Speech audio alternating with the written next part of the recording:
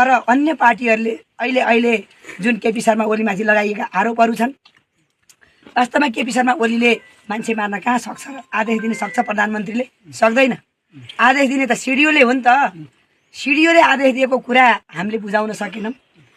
आज दनी सिंहदरबार जल्दा, दनी अदालत जल्दा काठमाडौँका मेयर बारेन शाहले त्यहाँ दमकल पठाउन सक्दैनथे। हाम्रा जेनजी भाइहरूले बुझ्न पर्ने कुरा छैन। यदि त्यो दमकलबाट त्यो आगो नियन्त्रण गरिदिएको भए आज सिंहदरबार ध्वस्त हुन्थ्यो, आज सर्वोच्च ध्वस्त हुन्थ्यो, आज अरबौँको क्षति यो देशमा हुन पाउँदैन थियो नि त। त्यो अरब ल्याएर तपाईँ हाम्रा बाटाघाटालाई सुधार गर्न सकिन्थ्यो नि त। त्यस कारणले म यहाँ प्रश्न पार्न चाहन्छु काठमाडौँ महानगरपालिकाको दमकल समेत गरेर उहाँहरूको दमकल 8 बजेतिर आएको छ। उहाँहरूको दमकललाई विभिन्न ठाउँमा चाहिँ अवरोध भएको, बाहिर विभिन्न किसिमका चाहिँ हल्लाहरू, भ्रामक चाहिँ समाचारहरू आइरहेका छन्। म स्पष्टसँग भन्न चाहन्छु महानगरपालिकासँग मेरो सुरुदेखि नै चाहिँ कन्ट्याक्टमा छु। उहाँहरूसँग मेरो कुरा भइरहेको छ। हाम्रो दमकल यो ठाउँमा छ, ल अहिले 1-2 ठाउँमा ड्राइभरहरू छैनन्, त्यो ड्राइभरहरूको व्यवस्था गरेर दमकल लानुस् भन्दाखेरि आन्दोलनकारीहरूले हामीलाई समयमा दमकल लान नदिएका हुन्। त्यसले गर्दाखेरि केही समय ढिलो भएको हो। तर नियतवश अर्को उद्देश्य राखेर एकदम ढिला गरेर सिंहदरबारको आगो चाहिँ निभाउन नचाहेको भन्ने कुरा चाहिँ पूर्णतया गलत छ। यो म आदरणीय चाहिँ हाम्रा पत्रकार मित्रहरूलाई बुझिदिनु हुन एकदम चाहिँ अनुरोध गर्छु। र एउटा कुरा के पनि भन्न चाहन्छु, भोलिपल्टको करिब 8-9 बजेतिर अधिकांश ठाउँको चाहिँ आगो निभिसकेको छ। मत परिवर्तन गर्नुस्, नेकपा एमालेको सूर्य चिन्हमा हारेर परिवर्तन गर्नुस्, अन्यथा यो देशको विकास र समृद्धि सम्भव छैन। त्यसैले पुरानाले नगरेका होइनन्, गर्दै थिए।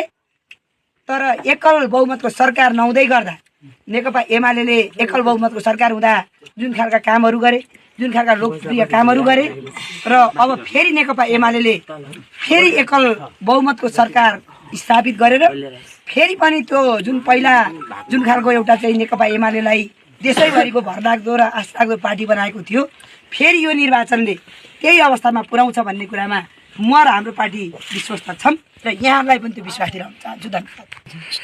पुरानो पार्टीले केही गर्न सकेन भनेर अहिले चाहिँ वैकल्पिक पार्टीहरू नयाँलाई भोट दिने भनेर हाम्रो ठाउँमा चाहिँ एकदमै युवाहरू जागिराख्नु भएको छ। पुरानो एमालेका युवाहरू पनि अहिले होइन अब चाहिँ नयाँलाई साथ दिनुपर्छ, पुरानोले केही गर्न सकेनन् भन्नुभएको छ। उहाँहरूलाई चाहिँ तपाईँले के भन्न चाहनुहुन्छ? एकदम धन्यवाद प्रश्नको लागि। वास्तवमा पुरानो पार्टीहरूले केही गर्न नसकेको भए आज तपाईँ काठमाडौँ जाँदै गर्दा हेर्नुहोस् त, आज हाम्रो काठमाडौँ यदि कोही विदेश गएर आउनुभएको छ भने त्यो काठमाडौँ साँच्चै विदेश जस्तो बनेको छ कि छैन? हाम्रा काठमाडौँका सडकहरू फराकिला भएका छन् कि छैनन्? हाम्रो काठमाडौँ लगायतका ठुला सहरहरू र तपाईँ धेरै टाढा जानु पर्दैन, हाम्रो यहीँ बुर्तिवाङ जानुहोस्, यहीँ गलकोट जानुहोस्, यो मध्य पहाडी लोकमार्गलाई हजुरले हेर्नुहोस्, के यहाँ विकास भएको छैन? आज यी विद्यालयहरूको अवस्था कस्तो थियो? आज हरेक विद्यालय गाउँ टोल बस्तीमा पक्की भवनहरू बनेका छन्, स्वास्थ्य चौकीहरू राम्रा बनेका छन्, हरेक पालिकामा अस्पतालहरू बनेका छन्। तर के त भन्दा थोरै ती बनेका अस्पतालहरूमा दक्ष जनशक्ति जाने वातावरण बनेको छैन। सरकारले बनाएको नीति अनुरूपका औषधि जान सकेका छैनन्। विद्यालयमा चाहिँ बसाइसकेका कारणले विद्यार्थीको चाप घट्दो छ। सामुदायिक विद्यालयप्रति विद्यार्थीहरूको चाहना कमी बन्दै गएको छ। प्राइभेट निजी विद्यालयहरूमा हाम्रा विद्यार्थी अभिभावकहरूको आकर्षण बढेको छ।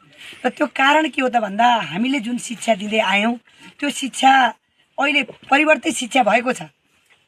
सरकारी विद्यालयमा पनि अङ्ग्रेजी माध्यमबाट पढाइएको छ, दिवा खाजा खुवाइएको छ, र पनि हाम्रा अभिभावकहरू हाम्रा विद्यार्थीहरू बोर्डिङ स्कुल पढ्दै गर्दा आफूलाई अलिकति फरक अनुभव गर्ने र सरकारी विद्यालयहरू पढ्दा आफूलाई अलिक कमजोर भएको, अलिक विपन्न नागरिकले, अलिक गरिबले पढ्ने जस्तो बनाइएको छ।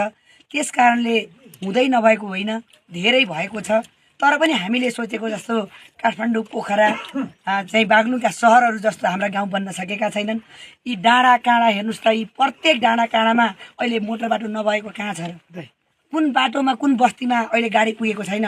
साँच्चै गाडी पुगेको छैन भने आज मेरो यो क्षेत्रमा गलकोट नगरपालिकाको वार्ड नम्बर 11 रिगाको गोठलाङ, र निसीखोला गाउँपालिकाको वडा नम्बर 7 को चोलाङ जुन वडामा पुग्दै गर्दा आज मोटर बाटो जोडिएको छैन, ती बाहेक आज यो निर्वाचन क्षेत्रका सबै बस्तीहरू जोडिएका छन्।